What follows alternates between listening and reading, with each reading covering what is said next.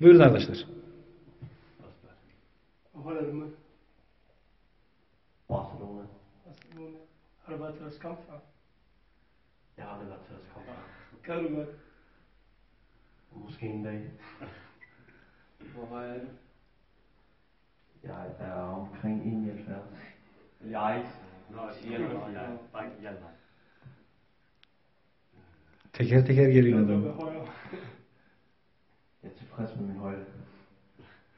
Hvordan har du det med ramadan? Jeg har det godt med det. Bliver du meget tørstig om dagen? Jeg kan godt klare det.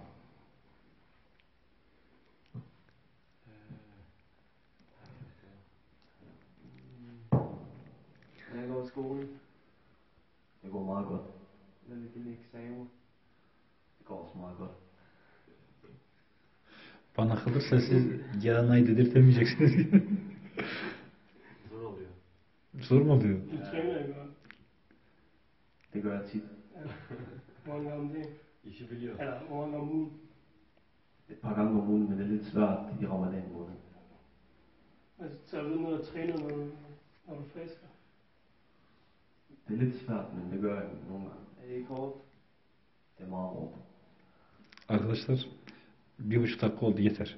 Yani siz seyrettiremediniz. Tamam. Şöyle gel.